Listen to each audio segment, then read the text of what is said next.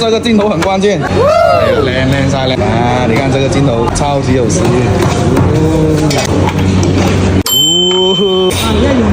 一樣美麗一樣美麗，好似啲鵝咁美麗。嚟，好看啊！嚟，講。橄欖芝麻燒嘅咧。大家好啊！虎門嘅宵夜時間，今晚帶你哋去翻拍檔。網友介紹我係佢從細食到大嘅燒鵝檔，咁就廢話少講，睇下伴隨呢位網友成長之路嘅燒鵝檔究竟咩水平 ？Let's go！今晚宵夜時間繼續進擊的燒鵝。咁首先我覺得要表揚一下我哋今晚即將要翻拍嘅呢檔燒鵝檔先，非常之勤力啊！又係一檔24小時都營業嘅燒鵝店。看到，嗱就喺度大大嘅招牌，嚟，喂，做咩啊你？咁急腳食啊？到啦！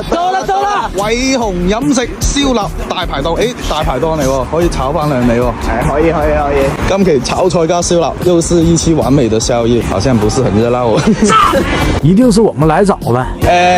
有冇燒鵝髀啊？冇髀冇啦，鴨髀啊！又沒鵝腿，鴨髀都照殺啦，咁就4個燒鵝瀨，再加2隻鴨髀，單獨嘅鴨髀。4個燒鵝瀨，2隻單獨鴨髀，104米。仲有啊，鵝雜啦，有冇鵝雜啊？有鹵水盆盆。攞個鹵水拼盤。20、30啊？30個啦。酸菜炒大腸咯。仲有咩介紹下？又冇鵝腸咯，葱牛肉啊，涼瓜牛肉嗰啲啊。涼瓜牛肉啦。就咁多啦嘛。就咁多啦。我係咪好煩啊？喺度食啊！喺度食。204。嗱，一個燒鴨冇有葱。係啊，要去走過嚟影一影先。鹵水拼盤。你看這些腿全沒了，這些。哎，那不是腿嗎？這是鴨吧？鵝和鴨有什麼區別啊？鵝貴很多，好不好？嗰邊清晰啲。阻住你做嘢，唔好意思咯。我冇理你啊你，只要你開心就得啦。影下我就好開心噶啦。開心就得啦。這4碗應該我們吧？看起來一碗的分量也不少。一起的。一起的。我來吧，我來。它要靈芝啊！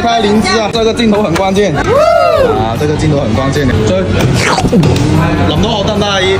食多啲。係啊，靚晒。你看這個鏡頭超級有食欲。我影呢個。阿姨想上鏡我都影㗎。其實阿姨上鏡頭。係啊，呢碗唔使落，係啦，靚晒。坐邊度去啊？坐20號台。Let's go。呢個冇食葱。我冇食葱。冇食葱有冇聰明係咪？聰明啊，都聰明嘅。一樣聰明。英文。一樣美麗啊講。一樣美麗，好似啲鵝咁美麗。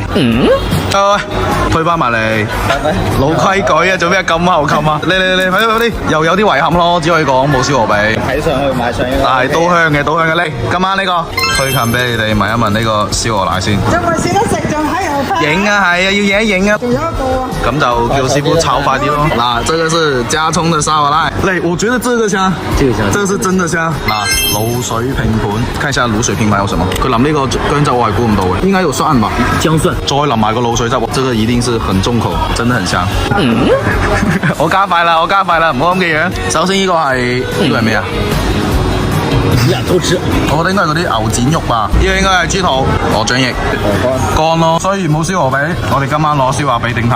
大排檔炒翻2味涼瓜炒牛肉，鹹酸菜炒豬大腸，好有鑊氣啊都啱炒出嚟。嚟！好看啊！直接講杯。橄欖芝麻燒嘅咧。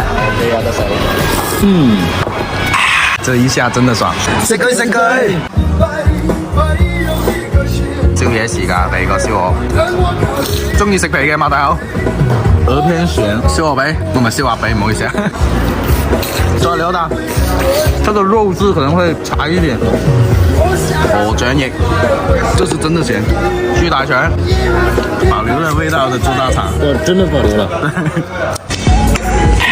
今日嘅江門行動其實預咗要打包翻去噶啦，直接點評下今日呢一餐偉鴻燒鵝嘅味道先，你覺得怎麼樣？